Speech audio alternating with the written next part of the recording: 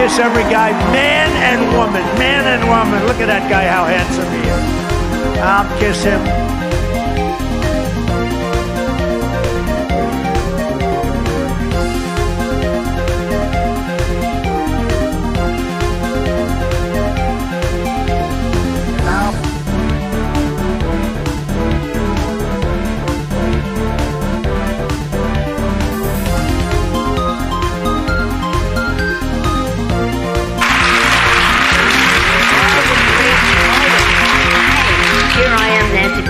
Saying this country needs a strong Republican Party, and we do.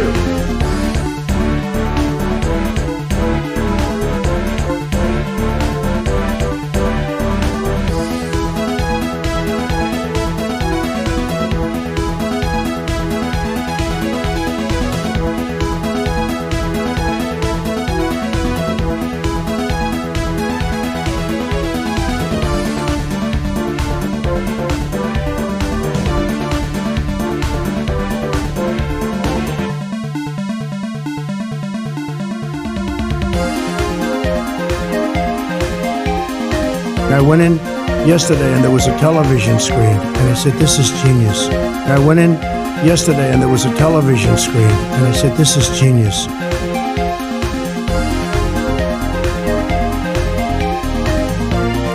I am not up to the job. And I mean that sincerely. It's not like, whoa.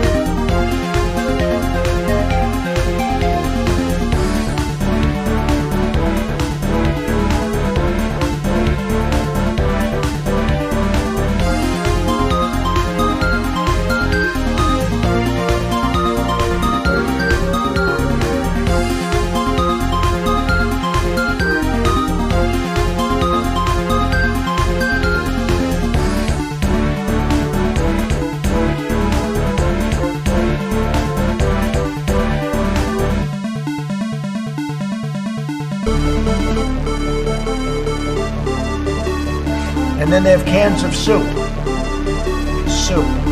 And they throw the cans of soup. That's better than a brick because you can't throw a brick, it's too heavy. But a can of soup, you can really put some power into that, right? And then when they get caught, they say, no, this is soup from my family. They're so innocent. This is soup from my family. It's incredible. And you have people coming over with bags of soup, big bags of soup, and they lay it on the ground, and the anarchists take it and they start throwing it at our cops, at our police. And if it hits you, that's worse than a brick because it's got force. It's the perfect size. It's like made perfect.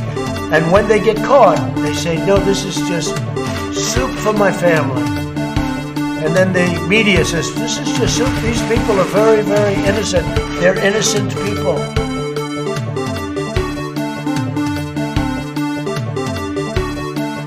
They had a very bad original concept. It was carried out poorly, and the cover-up was one of the worst in the history of cover-ups. Very simple. Bad deal, should have never been thought of. Somebody really messed up, and they had the worst cover-up ever. And where it should have stopped is at the deal standpoint when they thought about it. Because whoever thought of that idea, I think is in big trouble.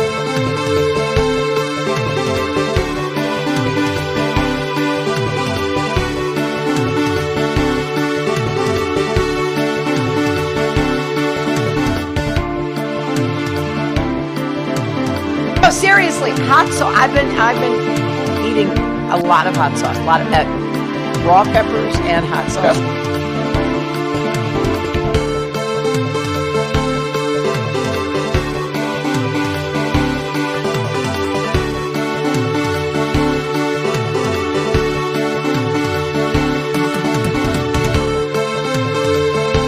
I am not up to the job. And I mean that sincerely. It's not like, whoa.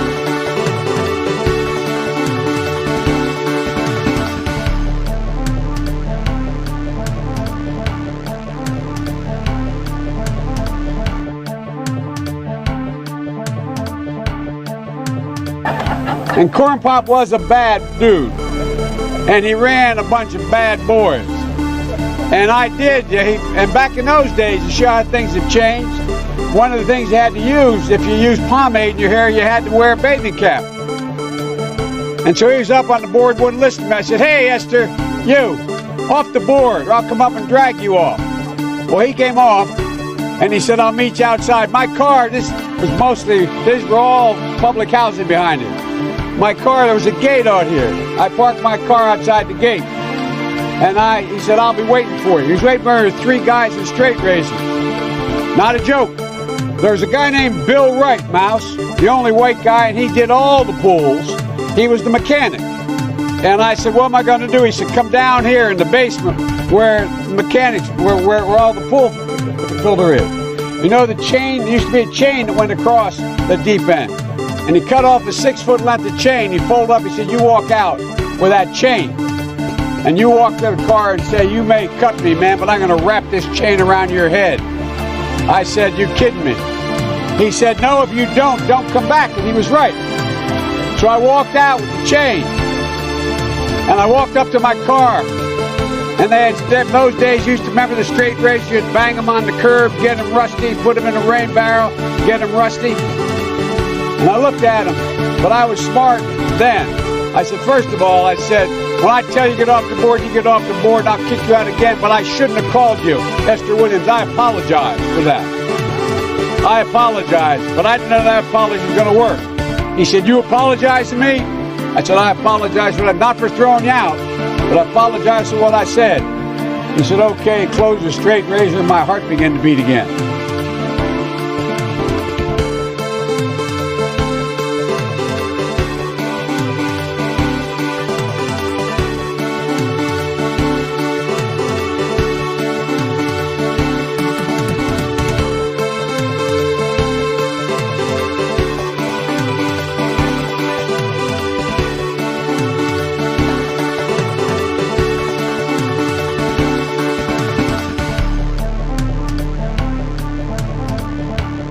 $7 million for reef fish management, $25 million to combat Asian carp. Hello, users! Is this thing on? Testing.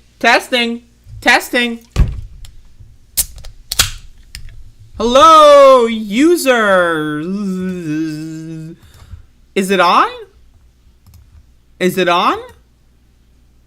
Is it on? Got some more LaCroix. This flavor, this is LaCroix Tangerine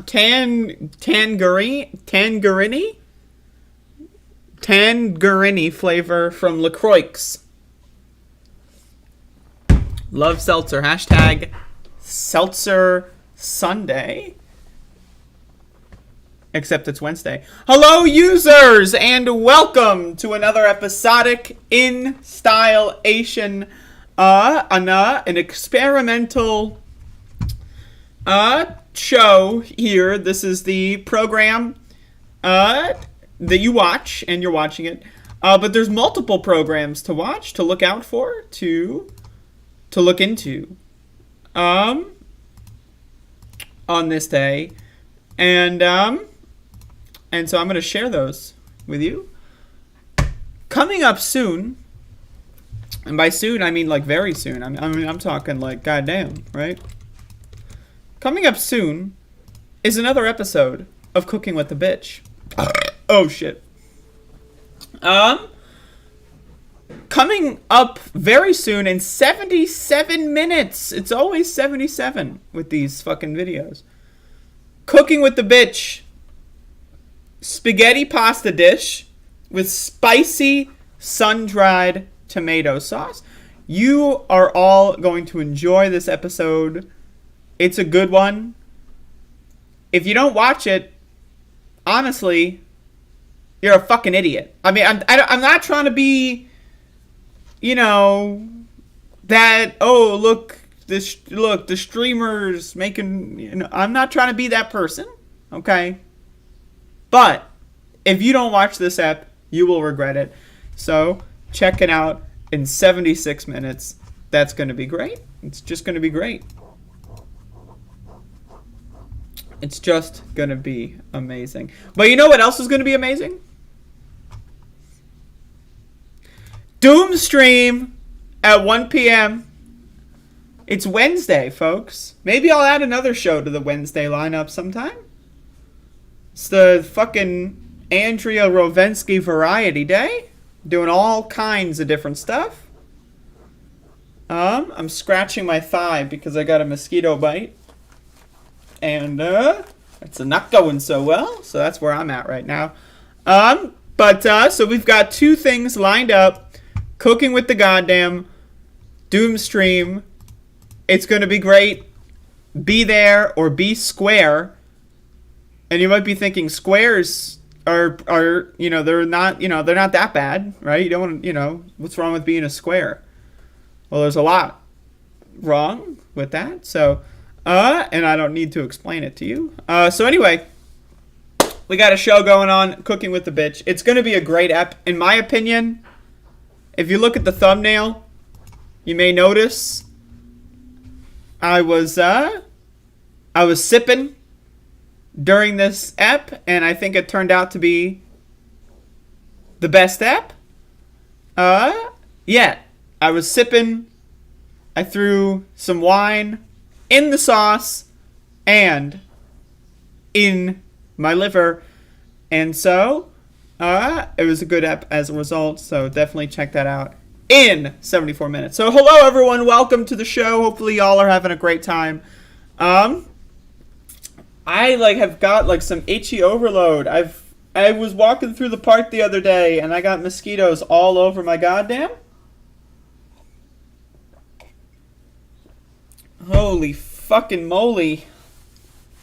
Oh. There's the multiple stages of cope when you have mosquito bites, right? There's just itching it, then realizing that's probably not going to work, and then you do the rubbing. And then it's just if I just rub it, I'm not going to fucking bleed, but it gives me some stimuli. Anyway, so we got a show going on today. Today's the day for the show. Today is Wednesday. And today's the day for the show. And so we're eating healthy today with some goddamn. So, where is Mila? That's true. Mila should know I have not had any red dye number 40 in multiple weeks. Then I put peppers and onions in there. I did not put peppers, but I put powdered pepper. But of course I put onions. I mean, what kind of fucking spaghetti sauce doesn't have fucking onions? All right, let's do a show. Okay. Elon Musk threatens to walk away. Hashtag walk away from Twitter deal. Hashtag walk away. And then here's the face of Elon going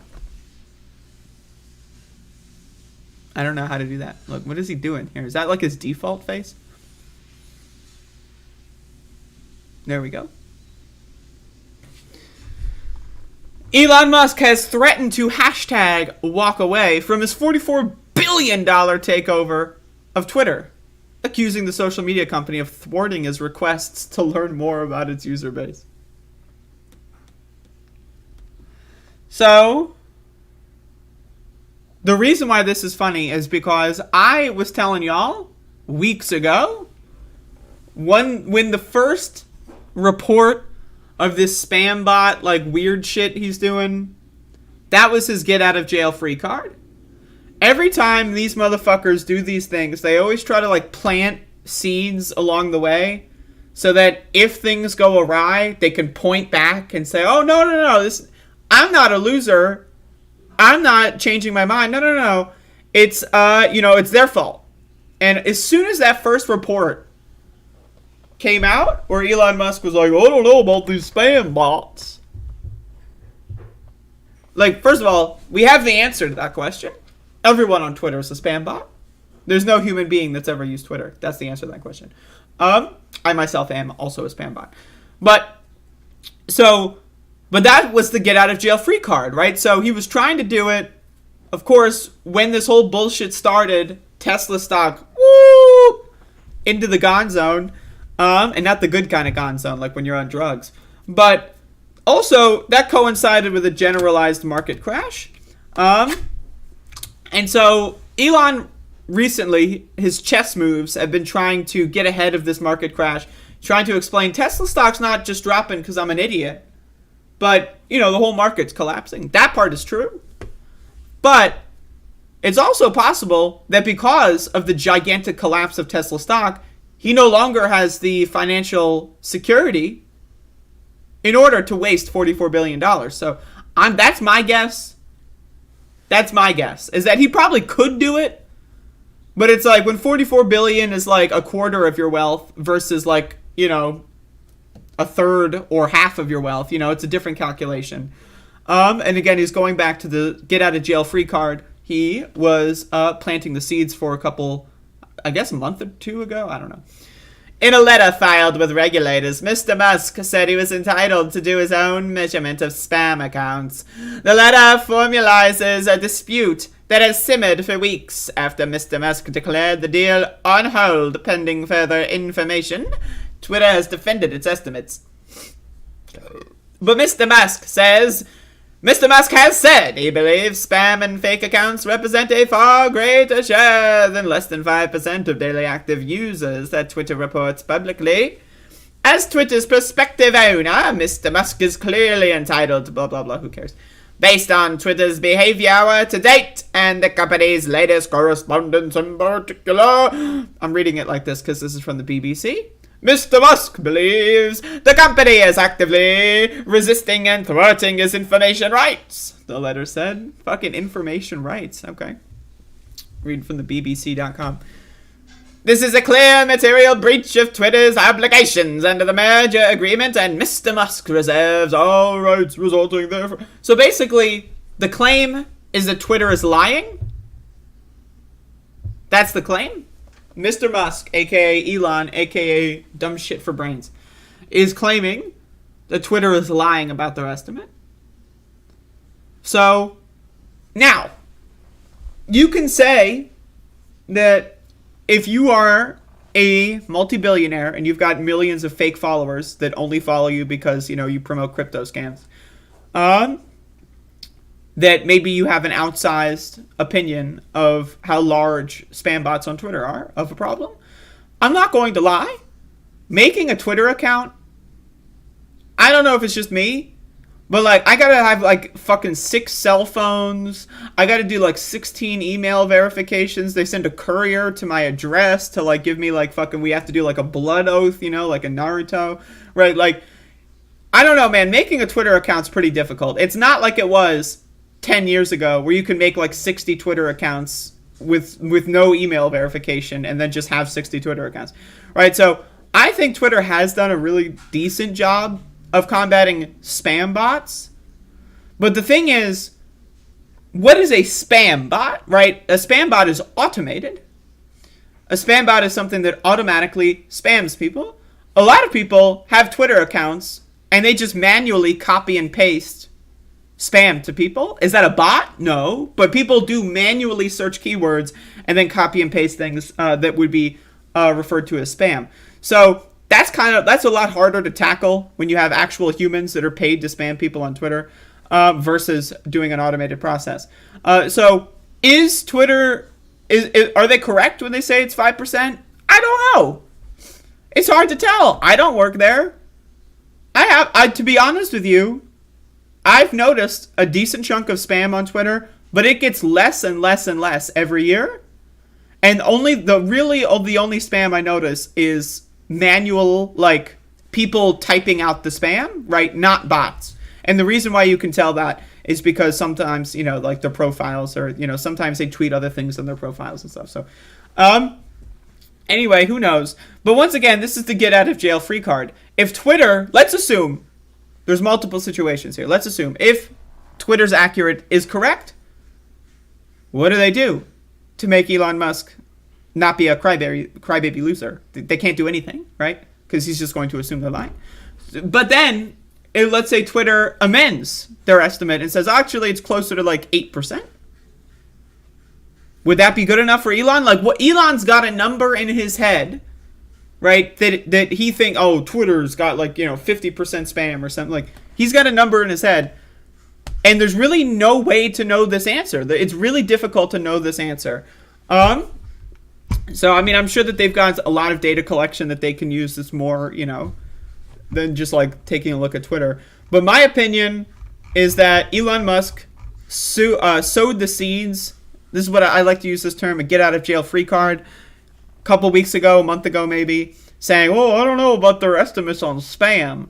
Just so that if things didn't go his way, right? Oh, I don't need to do this deal. I was saying I need the spam. I need the spam info. I need it. And you won't give it to me. So that's my opinion. I think he's using his get out of jail free card. But remember when Elon Musk said he was going to buy Twitter, and then there was that mass exodus from Twitter? Elon Musk said he wants to buy Twitter, so I'm going to delete my account. You remember those fucking people? I mean, I'm not gonna lie to y'all, those fucking people, they were dumb at the time, but boy oh boy, I bet they feel fucking stupid right now. Anyway, there you go, that's the update on Sir Elon Musk. I don't know, is he a sir? I don't know. This is from the BBC. You got to do the voice. It's not quite no option. You just have to. Mila's under the weather. That's a shame. It's probably because of all that red dye, number 40, that's in the water supply in California.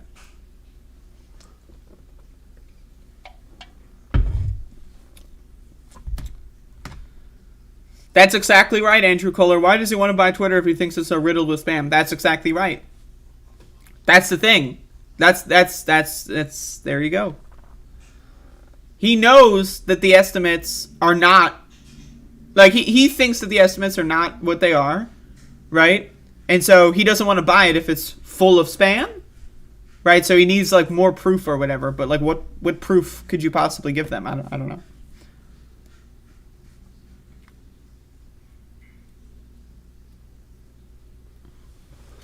So anyway, it's pretty silly.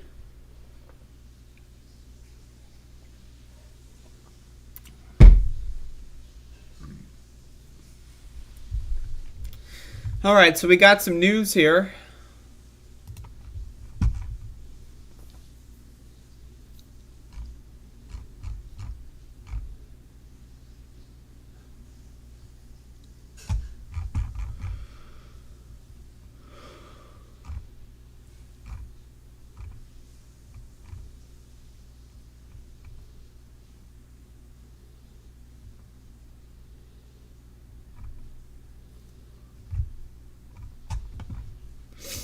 So we have a pretty big story coming out of Elizabeth City, North Carolina, as of a couple of days ago.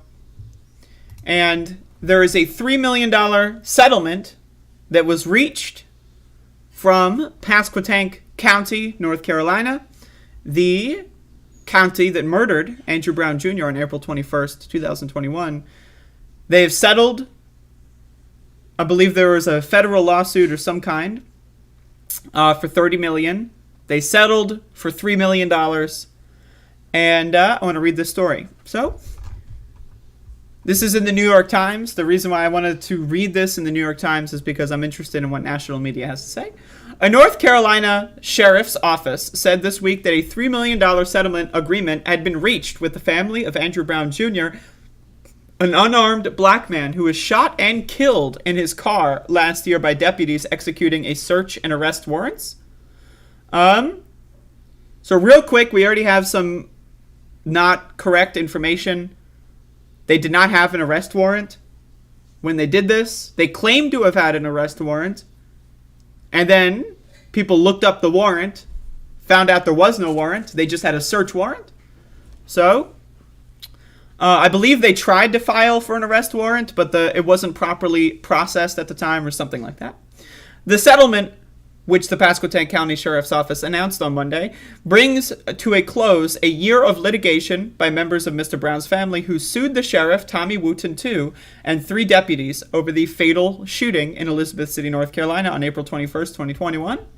At a news conference on Tuesday, lawyers representing Mr. Brown's relatives said the settlement was a step toward healing. The settlement was designed to make sure Andrew Brown's children were taken care of, Harry Daniels, one of the family's lawyers, said. It does that for years to come. He said that Mr. Brown, who was 42, had 7 children, 2 of whom are now adults. In a brief statement at the news conference, Sheriff Wooten said, his department has severely advanced our training since Mr. Brown's death, with an emphasis on de-escalation techniques. I just want to say that that is not true. What they did, now again, for those of you that don't know, I used to live in Elizabeth City, North Carolina. I participated in hundreds of days of demonstrations about this story, and I followed it very closely. And that is not true. What they did was they basically spent a bunch of money on like a rebrand to have a bunch of people go in there and like tell them a couple things, and that's it. They didn't really do any. They just didn't severely advance their training. That's a lie. Like, it's just they brought in an outside group. They renamed themselves peace officers, like out of 1984. They did a couple of drills, and then they got a certificate that says, we've completed advanced training. They didn't do severely advanced training. That's a lie. They made it up. And they also, again, did not emphasize de-escalation techniques. This is all made up. This is cop speak. Don't trust anything that they say. The settlement agreement has not been released to the public. The defendants have denied liability, Chris Geese, a lawyer for Sheriff Wooten, said. So let me get this straight. So they settled, but they're claiming they didn't do anything wrong? Well, if you didn't do anything wrong, why are you settling, right? But again, this is how cops work. They lie all the time. Under the agreement, Mr. Brown's estate will dismiss all claims against the defendants, in addition to any other potential claims arising from Mr. Brown's death, according to a statement issued by the Sheriff's Office. On the morning of April 21, 2021, 3 Pasquotank County Sheriff deputies dressed in tactical gear arrived at Mr. Brown's house in Elizabeth City to execute drug-related search and arrest warrants. Again, that's not correct information. There's also 3 deputies is also not correct information. There were 7 deputies. 3 of them shot Andrew Brown Jr., but there were 7 deputies total. So, New York Times has got quite a bit of misinformation here. And this is why, again, I wanted to read an article from mainstream media, because I am very familiar with this case, and so I'm just curious what the media gets right and gets wrong. And again, it's very important to understand how mainstream media, they're not talking to community leaders in Elizabeth City to get this story. They're just reporting what the sheriff said. That's it. They're like taking a note from the lawyer for Andrew Brown's family, and then taking notes from the sheriff, and then like kind of like just looking up a couple things on Google and then just throwing it into an article. This is a really poorly researched article. Again, there were 7 deputies, not 3. But 3 did shoot, but there were 7 total. Mr. Brown was sitting in a parked car in his driveway and refused to get out of the vehicle. When he attempted to drive away, the deputies fired at him more than a dozen times, according to court documents. 5 bullets struck Mr. Brown, who died of a gunshot wound to his head. He was shot in the back of the head. Another important detail of this story is that when the 7 sheriff's deputies cornered Andrew Brown Jr. and attempted to kill him, and when 3 of them fired with their AR-15s, stray bullets, went into a neighbor's home and nearly killed a random person in the neighborhood. Another important detail is that this is all happening in a school zone around 8 in the morning. So this is in a school zone early in the morning, and the 3 deputies who shot ended up shooting into a neighbor's house, nearly killing a random neighbor. Now, again, the bullet went into this neighbor's house, through several walls, and into their kitchen. So let's assume the neighbor got up a little bit earlier or got up a little bit later and was in the kitchen making coffee. They would be dead. I'm just saying, this is something the mainstream media has just completely ignored about this case. who died of a gunshot wound to his head, according to a private autopsy paid for by his family. Mr. Geese, the lawyer for the sheriff's office, said on Tuesday that an investigation by the North Carolina State Bureau of Investigation has determined that Mr. Brown was not armed at the time. Oh, you don't say? Mr. Brown's estate has initially sought damages of $30 million in his federal civil rights lawsuit, which was filed in the Eastern District of North Carolina. A New York Times analysis of slowed-down body camera footage of the shooting showed that 13 of the 14 gunshots, including the fatal one, were fired as Mr. Brown was driving away from the officers, not at them. Mr. Brown's family and their lawyers called his death an execution. The deputies were not charged. Andrew Womble, the district attorney for North Carolina's 1st Judicial District, determined that the deputies were justified in their actions because Mr. Brown was using his car as a, quote, deadly weapon. Now, there's a lot of corruption with Andrew Womble, the district attorney, and the Pasquotank County Sheriff's Department. There's a lot of corruption. There's been many, many, many examples of corruption over the course of their relationship together. One of the core things that should be noted is that the district attorney's office is inside of the sheriff department building. So every day that he goes to his office, he sees all of these sheriffs, and he talks to them all. They're all buddies. Like, if that's not a conflict of interest to you, I got a bridge to fucking sell you. The $3 million settlement to be paid by the county and its insurance company will be shared by Mr. Brown's children, according to the statement from the sheriff's office. Mr. Brown was a devoted father who wanted his children to have the things he didn't, his family's lawyer said in a statement. While no settlement could ever fill the hole his death left in their hearts, the agreement is about providing for those children's futures, securing their education, and ensuring their dreams didn't die with their father, the lawyer said. Mr. Brown's death, one day after a jury found a former Minneapolis police officer guilty of murder in the death of George Floyd, brought renewed scrutiny to police violence against black people. In Elizabeth City, a majority black city with a population of around 18,000 people, people protested in the streets and expressed frustration about the state's policy that only a judge can authorize the release of body camera footage. Elizabeth City and Pasquotank County established curfews in the days after Mr. Brown's shooting. Once again, I participated in these demonstrations. There were daily demonstrations for approximately, I believe it was like well over a year. And I participated in the demonstrations for about 260 days or something. I don't remember the exact number. But it needs to be said that the curfew that was established by the mayor of Elizabeth City, who claimed to feel the pain of the community.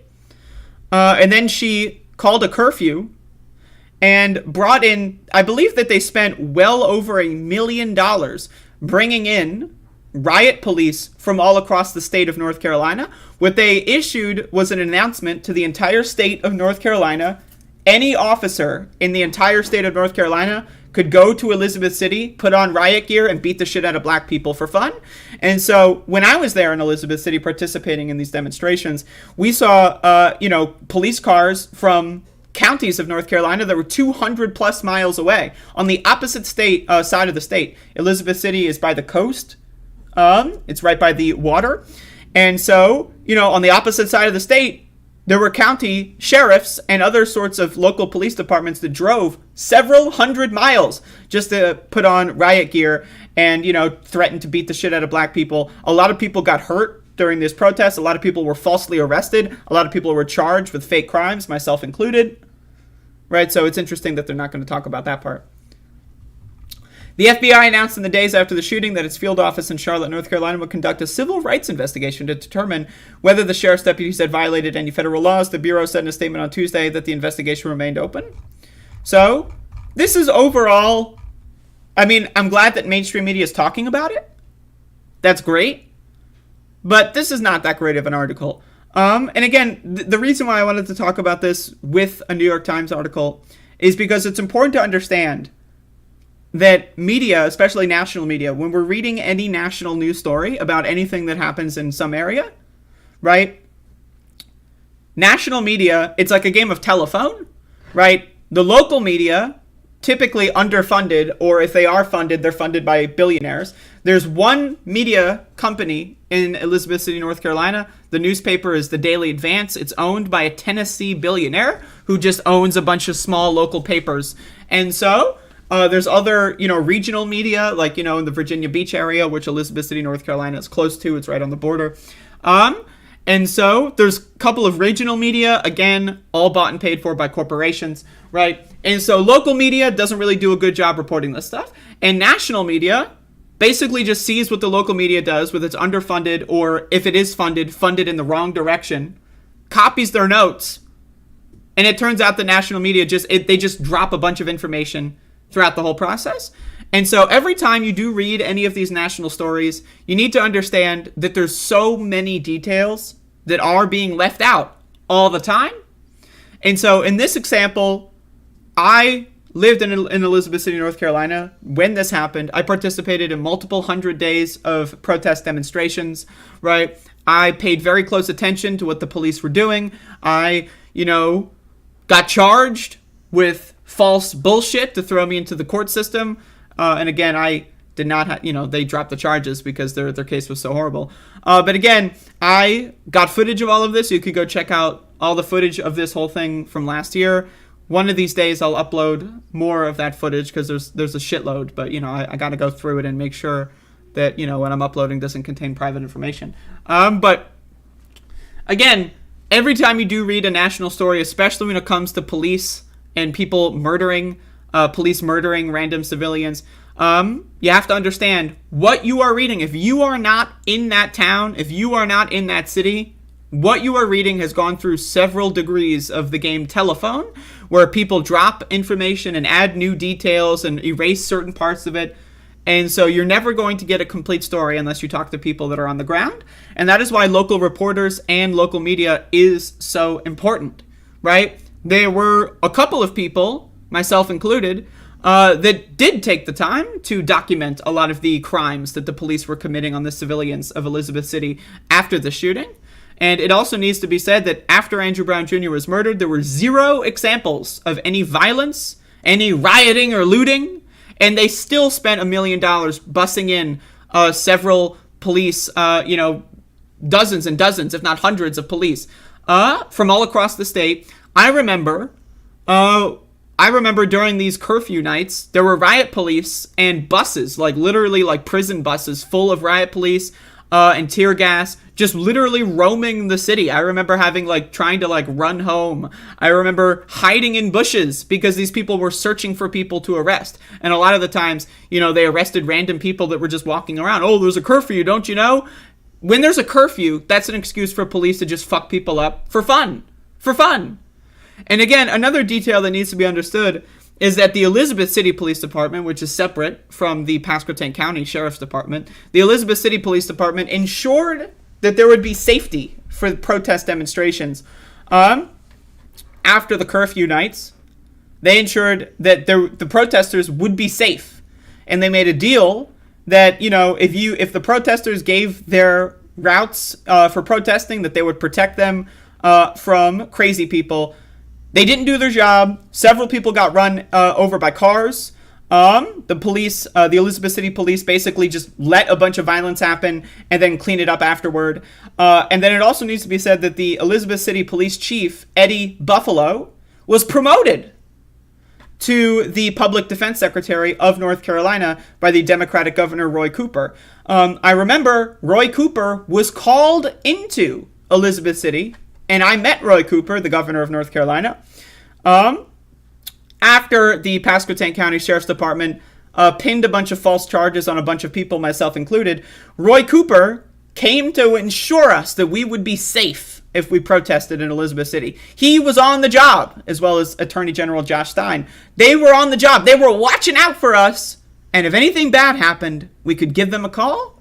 Well, a lot of bad things did happen. They never picked up the phone, and they just promoted the guy who was responsible for most of the bad stuff. So this is what happens. Yes, the Democratic governor of North Carolina is garbage. And again, it needs to be understood that the whole system is set up to ensure the protection of the police, to ensure the protection of the state, and they don't give a fuck.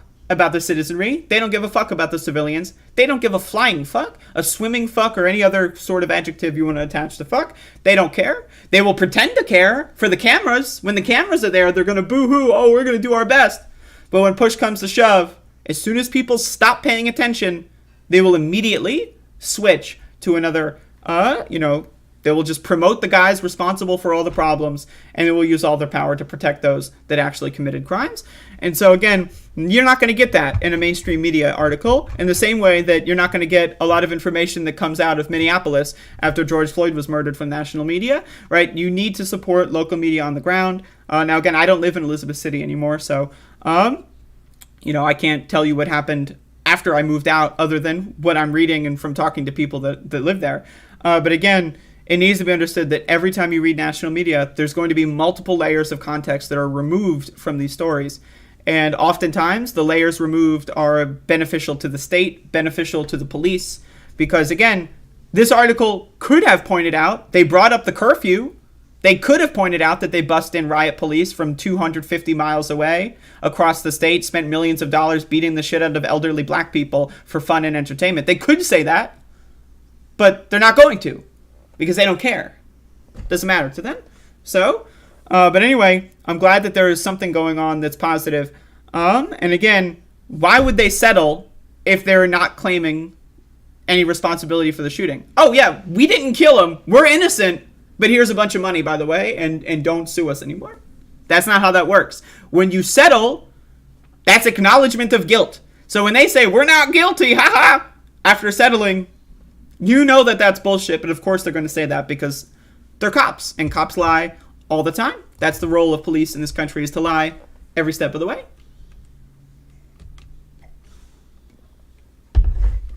So anyway, I wanted to read that. Coming up in 44 minutes, folks, Cooking with the Bitch, episode 17. Isn't that great? So, check that out. And, Doom stream at 1 p.m. Going to be playing Memento Mori. This is my favorite Doom WAD. It's one of my favorites. It's hard to actually have a favorite.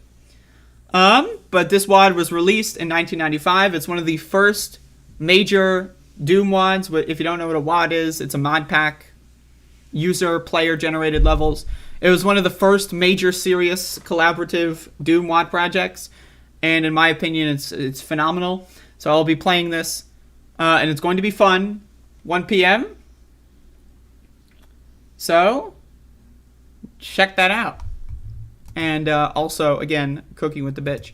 Got some Tangerine LaCroix, a.k.a. Tangerine LaCroix.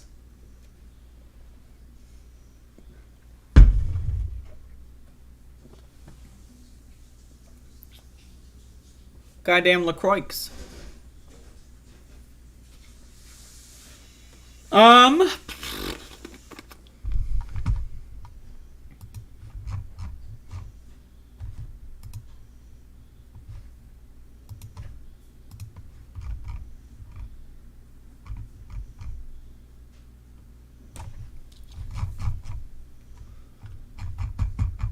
So I got some updates.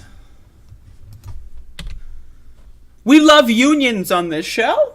Hashtag we love unions. Hashtag on this show. And so we've got some union updates. Starbucks is really, Starbucks unions all across the country they're going to town. There's been dozens and dozens. I mean, there's probably close to 100 Starbucks stores all across the country that are unionizing. And the latest wave of union votes comes in Ann Arbor, Michigan, where we have 4 Ann Arbor Starbucks stores voting to unionize. And this is from mlive.com, a local Michigan paper. 4 Starbucks stores in Ann Arbor area voted to unionize on Tuesday, June 7th. 1 store in the city voted against unionization. The 5 stores represent a growing national movement that Michigan has joined. This week, 10 stores across the state are holding union elections. The 5 stores, I already read that. Michigan already had 1 unionized Starbucks in Grand Rapids, which marked the first in the state. At the time, the Grand Rapids store joined a list of about 60 stores unionized across the USA. Wait. The US, the U.S. dot space A. No dot. Shout outs to M Live. They're doing a great job. Oh, wait, no. Across the US. Right. Okay. There should be a second period here. And then this is a new sentence. All right. I understand. A month later, that list has already grown to more than 120 unionized stores, according to a More Perfect Union. The Seattle-based coffee giant has sought, unsuccessfully, to prohibit Starbucks workers from organizing their stores individually, arguing that all locations in an area should be required to vote together. A website, blah, blah, blah. Who cares what they have to say? Workers United in the Midwest, an affiliate of Service Employees International Union, organized the campaign in the Michigan stores. The unionization wave started with workers forming the first union in Buffalo, New York in December, and has since been fueled by Starbucks modifying store hours, thereby cutting staff hours in January. A shortened work schedule was among the 100 little things that added up to Ann Arbor barista Elizabeth Blackwell signing her union petition card. I just want to play the video of what these people have to say, so let's listen. And now Maine and Liberty is going to vote yes for their union. So I want a big round of applause. We started unionizing back in this region in December. Starbucks has started unionizing back in August. Starbucks was open every single day of the pandemic. Other fast food chains, other coffee shops, a lot of them closed, but Starbucks didn't. We just started speeding back. There were still some COVID precautions, but a lot of workers felt unsafe. COVID and wages and production pressure were the 3 big things that brought people today. Our only demand right now is for Hannah to be reinstated. Hannah Whitbeck was an organizer and worker at Maine and Liberty who was fired. I am so incredibly thankful for everybody's support. This has been... What really needs to be said about this part here is that Starbucks literally has just been firing anyone and everyone that even says the union word. If they even say onion, right, the management will say, whoa, did you say union? No, I said onion. Fired. This has been happening all across the country because they're afraid. But really all that does is it galvanizes not only the people that get fired, but it galvanizes everyone else. Whoa, what the fuck? They're just going to fire someone willy-nilly just because they disagree with doing a completely legal practice? Right, so that needs to be understood. This has been happening all across the country. And again, it's a feedback effect. When you fire someone for trying to unionize, it's going to make everyone else that's still there want to unionize even harder. And the hardest, how many months? 5, however many we've been working towards this months of my life.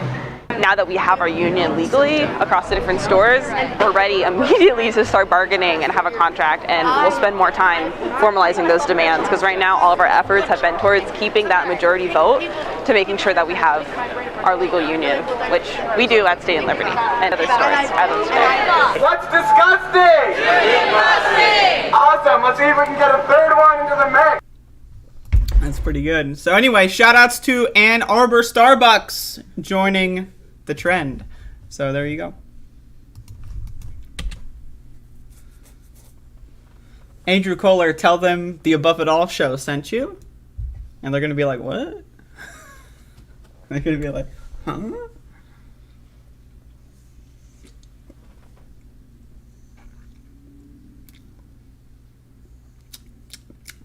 We got some LaCroix. God damn. We love LaCroix on this show, don't we? Hashtag we love unions. Hashtag we love onions. Hashtag we love LaCroix. God damn. That's one hell of a seltzer. Let me tell you, this is one hell of a seltzer.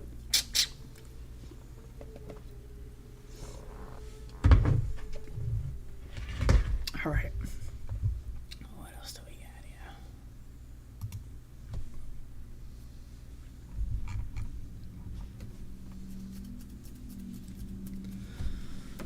Unions are a scam. Just take over the fucking shops already. I mean, my opinion is something I can't say on a podcast when it comes to what people should do with something like Starbucks. But yeah, there you go. All right. I'm going to be reading from Kotaku. Whoa. Overworked GameStop employees walk out. Tell gamers to shop elsewhere. GameStop faces employee walkouts even as meme stock soars. I love the meme stock. That's still going on, by the way.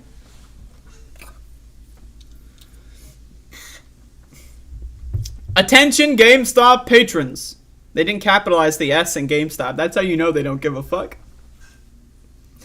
We regret to inform you that we all quit. Our district manager has no respect for us as employees or as human beings. We have been told by our district manager that we were supposed to have had this store achieving sales quotas, the fucking glare there, and running perfectly 6 months ago, which was 3 months before outlet of us even got hired. Unfortunately, despite the staff's best efforts, we are not God.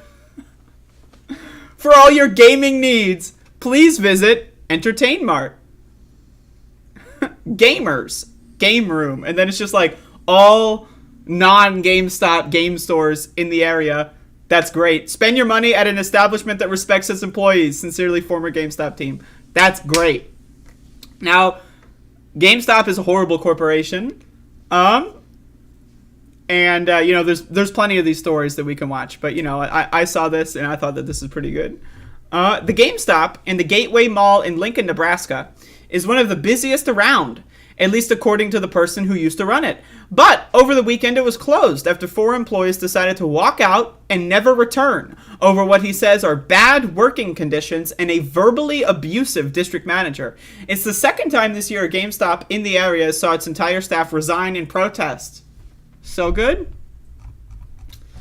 It's not uncommon anymore to walk up to a GameStop and see a sign that says the store is temporarily closed while employees are on lunch or bathroom break, overworked and understaffed. Sometimes there's only one person working the entire store, leaving them with no other options. On Sunday, the makeshift sign outside the Gateway Mall GameStop said something different. So I already read that. The paper then listed nearby competitors, including a place called Entertain Mart located elsewhere in the mall, and told would-be customers to shop there instead. Spend your money at an establishment that respects its employees.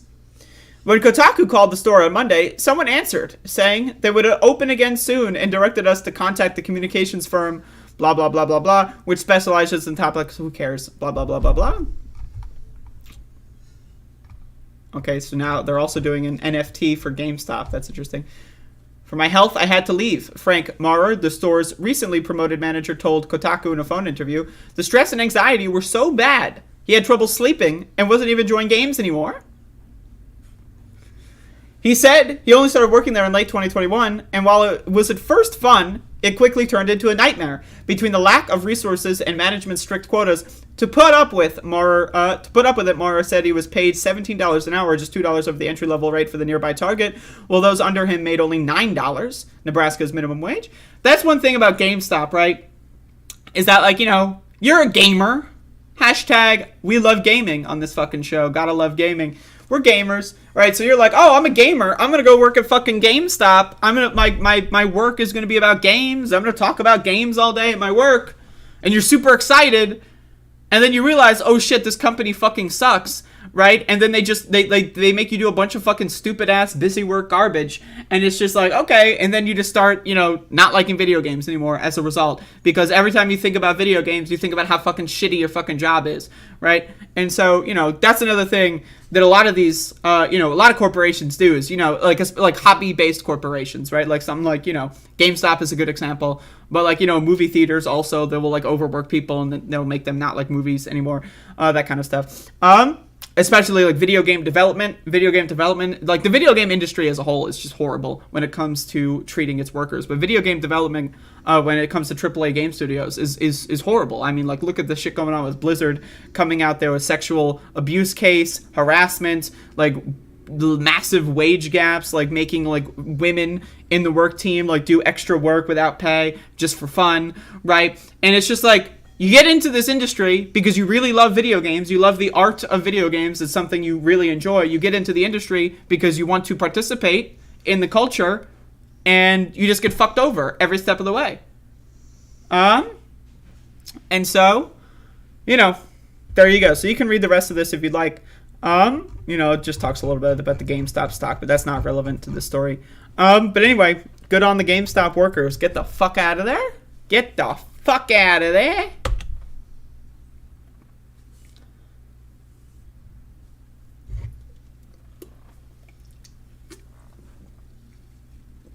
Goddamn LaCroix. How do they do it? I don't know. I don't know how they do it. If I knew, I would make my own seltzer, but obviously I don't know. And so, I'm not making my own seltzer, you know what I mean? Anyway. Gonna do a little bit of a stretch. Oh my god.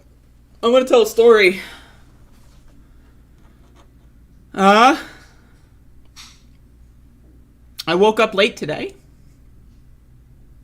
When I turned my computer on, it was already like 9:53. And so I did not have much time to set up this program. And so as a result, I'm still a little stiff. Oh, yes. Okay. Drug story coming up? Really? Oh, no drugs this time. All right, I want to read this article about the White House. You may have seen other people talk about it, but I'm going to weigh in. I'm weighing in. Let me get my scale and weigh in.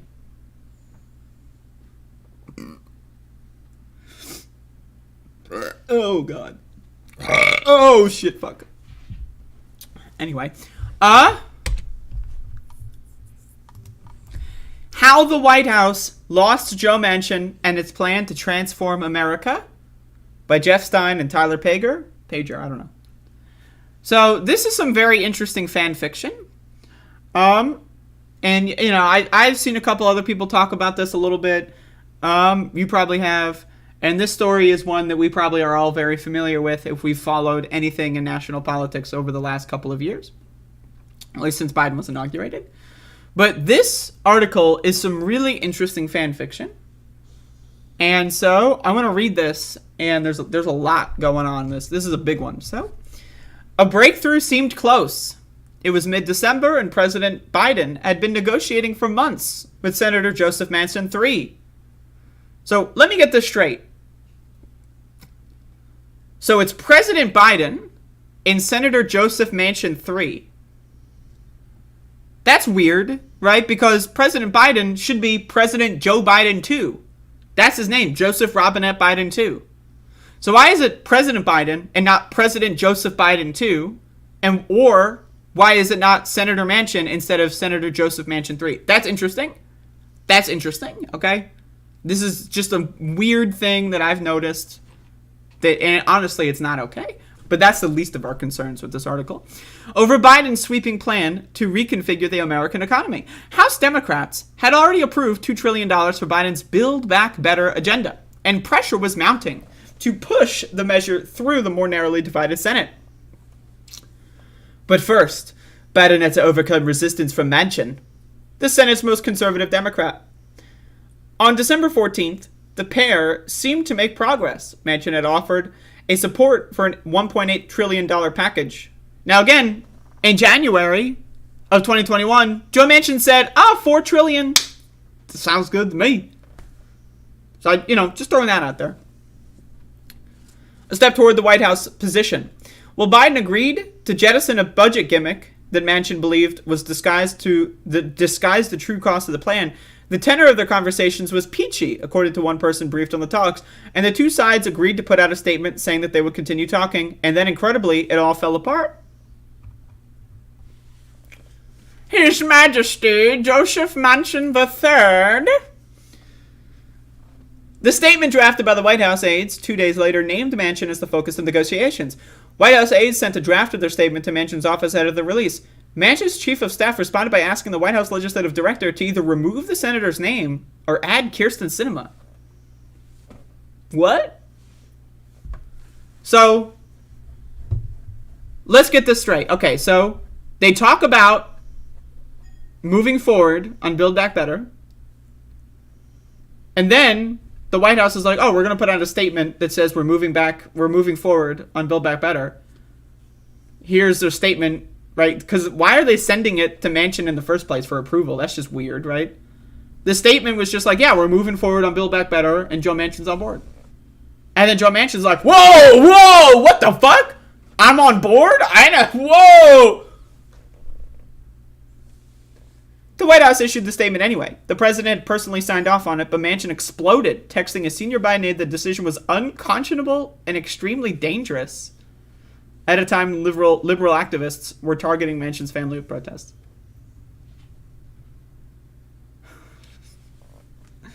So, you know why I called this article fan fiction? Is because it implies, this article's implication is that Joe Biden made some weird tactical misstep and blew up the deal, and Manchin was like rightfully angered. There's people's protesting outside my house! Why you put my name on it? You're a fucking United States Senator, dude. Like, you're a United States Senator. Why you put my name on a piece of paper? There's people at my goddamn house! What? But the thing, again, that makes this fan fiction so interesting is that Joe Manchin is the largest recipient of, again, oil and gas companies, Big Pharma. His daughter's in the pocket of Big Pharma, like running a corrupt fucking EpiPen gouging scheme, right? So, but that's not part of this at all. Okay? The only reason why Build Back Better tanked was because Joe Biden released a milquetoast statement saying that Joe Manchin is talking to them. It's not that he's receiving millions of dollars from corrupt donors. No. That's fine. It's Joe Biden released a milquetoast statement that positively mentions Joe Manchin.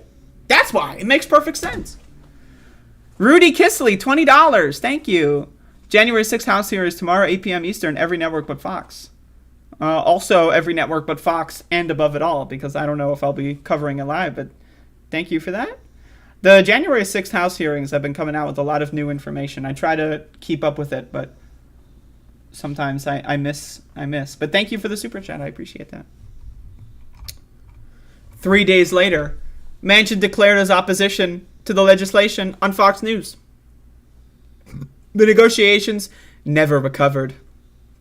And Build Back Better, encompassing years of Democratic policy aspirations to reduce child poverty, transform the nation's housing system, enact new early education programs, tax the rich and more, was effectively dead. Now, I also want to spend this moment talking about people like Ro Khanna and Pramila Jayapal. Last autumn and winter, right? From September, because I remember Pramila Jayapal was saying, we'll get this done in September. We got this. Nancy Pelosi's on board. We got it. Joe Manchin's on board. And then it didn't happen. And then you had people like Ro Khanna and Pramila Jayapal, so-called progressive caucus members, going out there and doing literally dozens of television interviews saying, Joe Manchin's a great guy. I love him. He's great. We just slightly disagree. But he'll come around. He'll come around. He'll come around. This idea, this is a fan fiction. I use this term very specifically. If you don't know what fan fiction is, right? Like take your favorite media, right? Like, usually it's like something like with anime or something, right? Like, and then like you have the characters and you create like a new side story with them. It's like, you got Goku, right? But what if Goku did this instead of that or whatever. That's called fan fiction. And why I call this fan fiction is because the idea that Joe Manchin is like a rational actor and not a corrupt fucking douchebag, that's make-believe. That's not real. There is literally not a single piece of evidence that would lead you to think that Joe Manchin is a rational actor who's going to come around. It's just, that's not real. They made it up. Someone somewhere made it up. Mainstream media made it up, maybe. The rest of the Congress maybe made it up. Joe Biden maybe made it up. But someone somewhere created fan fiction of what's actually going on in this country. And that's why I use that term. Because it's not real. There is no part of it that's real. You have the same characters from the real world. But then you're changing a bunch of the story details. Oh yeah, it's the millions and millions of dollars that he's receiving from companies that are in opposition to Build Back Better, and every time he goes to do an interview, he gets more and more money and donations from them. It's not that. No. It's the milquetoast statement that Joe Biden read or released. What? Like, I mean, it makes no sense. Like, it literally makes no sense. It's ridiculous fucking garbage. After his Fox News interview, Manchin turned his phone off, which many missed a call from Biden, who left a frustrated voicemail. When the pair connected, the conversation was heated and tense. For several weeks, Biden and Manchin did not speak again. In private, the president criticized Manchin to aides, expressing doubt about his intentions. In private. Why didn't he do this in public? Joe Biden is taking the hit for Build Back Better. And why? Because of that decision right there. Because of this. This is why Joe Biden is considered the epic fucking failure that he is. This is why his approval rating is tanking. It's sinking into the mud. Because of this part right here. In private, the president criticized Manchin to his aides, expressing doubt about his intentions. And the key terms, in private, if he would have gone out in public and said, I don't know what happened. We talked. We had a dinner. Everything was fine. I released a statement that said everything was fine. And then he blew up for no reason. Coincidentally, he went on Fox News, said a bunch of bullshit. And then a bunch of people started, like a bunch of opposition corporations against Build Back Better started donating to his campaign. I'm starting to think he's just been milking us the whole time. I'm starting to think he's using us to fund his own campaigns. That's what I'm starting to think. If Joe Biden were to come out there and say that, people would be like, oh shit, all right, Joe Biden's taking charge. Fuck Joe Manchin. Now again, my position is fuck them both, right? But this part right here is why Joe Biden's presidency is sinking into the ground. As lawmakers returned this week to Capitol Hill, talks have been rekindled between Manchin and Senate Majority Leader Charles E. Schumer. What is with this weird Charles E. Schumer, yes? Over a proposal likely to be far less substantial than the nearly $2 trillion deal Manchin and the White House seemed to be moving toward sealing last year. With Republicans hoping to win control of Congress in this fall's elections, Biden may never have a better chance to leave the lasting policy legacy. Now again, when I talk about fan fiction, okay, this is fan fiction. Biden may never have a better chance to leave a lasting policy legacy. There is no policy legacy on the table. Anything that Joe Manchin's going to sign off on is not going to be part of any legacy. No one will remember it. It will affect nobody in any positive ways. And that's what needs to be understood. But mainstream media, for whatever reason, they're like, oh yeah, so the original bill, $3.5 trillion, right? Yeah, I mean, sure, we're going to get like 2% of that, and that's legacy defining. No, that's not legacy defining. That's nothing. That's nothing. That's fucking nothing. There is no legacy on the table. The only possibility of Joe Biden building any form or sort of legacy, if he went nuclear and started using his attorney general, for example, going out there using the Department of Justice to say, we're going to investigate your whole fucking family for corruption. That would be legacy defining. Now, would it get anything done? Probably not. But it would at least say, oh shit, Joe Biden's going nuclear. He's pissed. And that would be interesting. But as it stands, getting like a fucking like $1 trillion bill that's severely watered down and probably just written and rewritten by corporate lobbyists, that's not going to leave any legacy. That ship has sailed. But again, mainstream media is thinking, oh yeah, if they get literally anything passed, it'll be legacy. This is like when they passed that bipartisan infrastructure deal that was just a big corporate handout that isn't going to do anything to fix our water quality in this country, isn't really going to do anything to fix our road quality in this country isn't really going to do fucking much of all. It might fix a couple of bridges in 10 years, by the way, so no one's going to see it for 10 years. Might fix a couple bridges somewhere. But then they're like, we did it, we passed it, infrastructure week. Yeah, sure. I mean, it was like a quarter of what we originally were planning on doing, and all of our money is just going to corporate contractors that are basically going to take us really slow time to do something if they do anything at all. But we did it! We passed the... It's fan fiction. They just make it up. They might pass something that's called Build Back Better. They might. I doubt it, to be honest with you. I doubt it. But they might pass something called Build Back Better. But it's not Build Back Better. It's like when you go to a flea market and you buy some Yu-Gi-Oh cards. It says Yu-Gi-Oh on the wrapper. You open it up and it's just some fake ass fucking shit. It might be called Yu-Gi-Oh, but that's not fucking Yu-Gi-Oh, motherfucker, let me tell you. But the breakdown last year remains baffling to many close to both Manchin and senior White House officials. Biden aides are still in disbelief that Manchin abandoned months of painstaking negotiations. This is the thing, again. These fucking people are stupid. They have low IQs. They're fucking dumb. They're dumb. Only the really, I hate to say this, but those with the lowest IQ. They're fucking stupid. They gotta be fucking stupid. They gotta be a dumb fuck motherfucker in order to... Whoa! Joe Manchin, the largest recipient of oil and gas money, is somehow not a serious actor. Color me shocked. I'm so confuddled by all this. What? Seemingly in an instant, over what they regarded as an innocent statement that they did not believe would offend the senator. They are left wrestling with the question of how legislation of such historic dimensions appears to have been doomed by a simple miscommunication. Again, this is fan fiction. None of this is true. It's just Joe Manchin made up any excuse he could, and everyone else was like, what? What? Everyone else was like, what the fuck are you talking about? This is not... And Joe Biden's like, I'm so confused. I thought Joe Manchin was a man with integrity. Manchin's allies do not understand why the White House would have done anything to needlessly provoke the key vote. What? Again, like, needlessly provoke? What? What? Like, provoke? Where's the provocation? When was this? When did this happen? Releasing issuing a statement that says, yeah, we talked to Joe Manchin and we're going to continue talking to him and we'll move forward.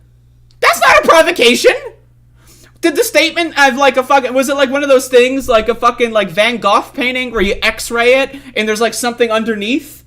What is this, like National Treasure, where you fucking dip like a mysterious fucking citrus liquid on the Declaration of Independence and then there's like a secret map on the back of it? Like, where is this fucking provocation? Because it's not in the statement that I read. What? You know what I mean? Like, what the fuck? And mainstream media is just like, oh, this must be what happened. There's no ulterior motives. Politicians are truthful. Every time a politician speaks, you have to take them seriously. Yes, you do. How about politicians lie all the time? Is that possible? Is mainstream media possibly ever going to think about, did this person, were they dishonest?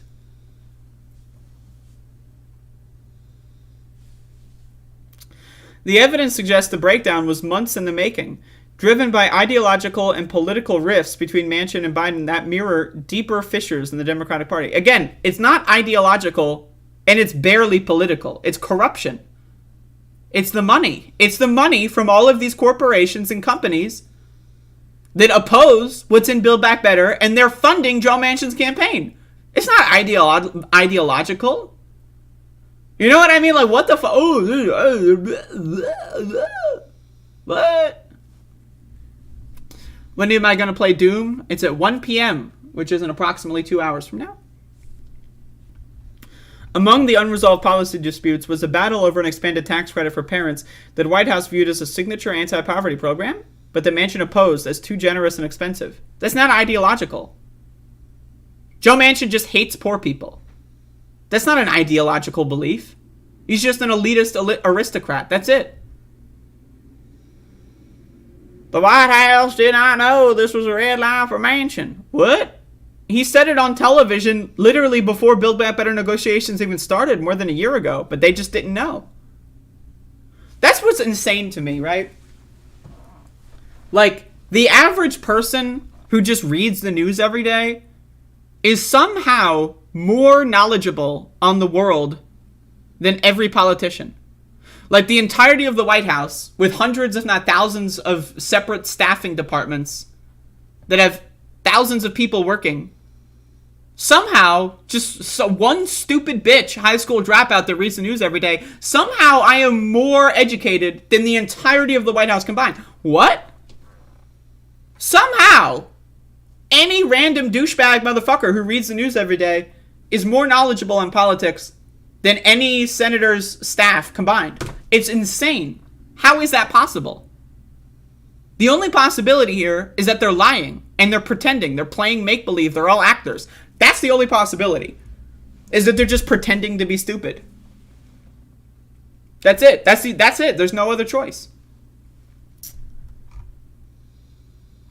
This account of how the negotiations fell apart is based on interviews with approximately 36 White House officials, lawmakers, congressional aides, blah, blah, blah.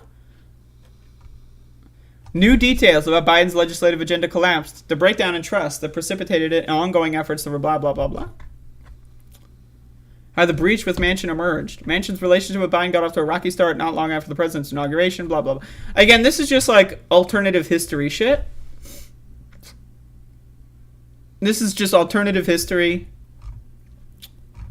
And you can read the rest of it. Honestly, I mean, like, none of this shit matters. I've already gone over the main details.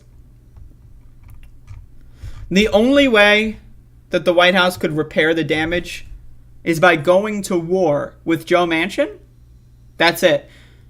What better midterm electoral strategy would there be than Joe Manchin saying, or Joe Biden saying, you know what, Joe Manchin, fuck you, bitch. Get the fuck out of my party. You don't want to do what I want to do? Get the fuck out. Again, Joe Manchin threatened to join the Republican Party or go independent last year. Call his bluff. Call his bluff. Go out there and say, you know what? You said you were going to join the Republicans a year ago. Go ahead and fucking do it. And then, after he does it, then say, guess what? Well, we had a fucking traitor. We had a Benedict Arnold motherfucker in our goddamn caucus. So now we don't have control of the Senate anymore. So we need to fucking vote for more senators and then just make a big stink about voting for Senate. That's a midterm election strategy that could win. Instead, Joe Biden's just going to sit back and take a nap. Hope it works. This fucking shit's embarrassing. It's embarrassing. I'm embarrassed to be an American citizen. I'm embarrassed that Americans just accept this. They just accept this trash. This garbage. This is fucking crazy. Again, and I use this term very importantly. It's fan fiction. These are real characters that really exist, but the stories that are being told are completely fictitious. It's not... I don't know. Like, I don't know. I struggle to acknowledge that people might actually believe this. Like, Jeff Stein and Tyler Pager, I don't know. They might actually believe this stuff. Like, that's the thing that's crazy to me. Like, they might actually think that these are the reasons why Joe Manchin just blew up the deal. They might actually think that. And that's a horror movie. You could write a horror movie based around that concept. That there are actual human beings that exist in the world that would think that a random letter that positively mentions Joe Manchin from the White House is the reason why it blew up. Like, you could, like, that's a horror film. Like, that shit's insane.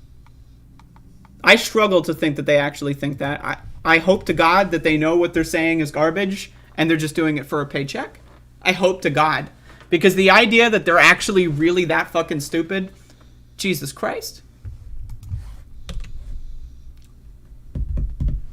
All right, y'all. Coming up next, Cooking with the Bitch premieres in 6 minutes, folks. 6 minutes. So I want everyone to open this up in their other tab. Get it ready. Go take a break. Go visit the urination station. Grab a snack. Whatever you want to do. And get ready for it. This is a banger ep. Coming up in 96 minutes. Playing some Doom. 1 p.m. Check that out as well. Open this up in a tab as well. I'd like to say thank you all for watching. And I hope you enjoy Cooking with the Bitch. I think it's a fun ep. I hope you enjoy the Doom stream if you show up. And I hope you enjoyed this show. I think this show went pretty well today. And I hope you have a great day. And I gotta go pee. So that's it. That's it. That's all I got. If you want to give me money, also, that's an option. Links in the description. Give me some fucking goddams. Anyway, that's it. That's all I got.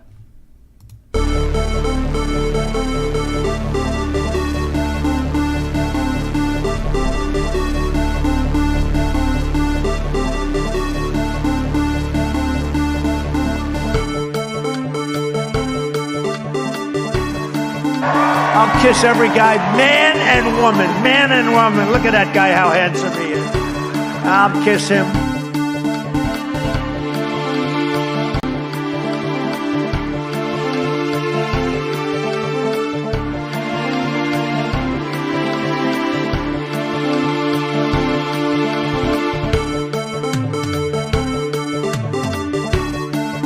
Only the really, I hate to say this, but those with the lowest IQ.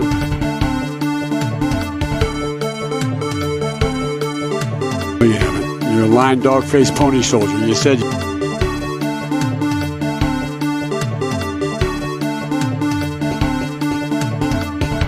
Dub is a shit fuck, you know, cringe tour, etc., etc.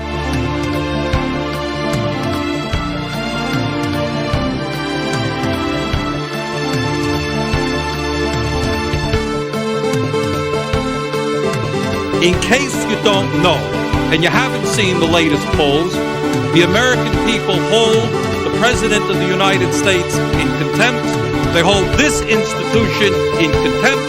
They hold the Republican Party in contempt. They hold the Democratic Party in contempt. They think that maybe, given all of the crises facing this country, it's about time that there was some bold leadership here and that this institution made some hard choices.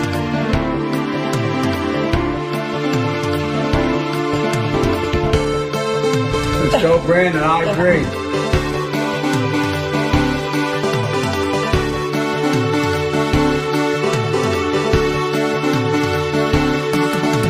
All of a sudden, we can't talk about Neanderthal DNA anymore.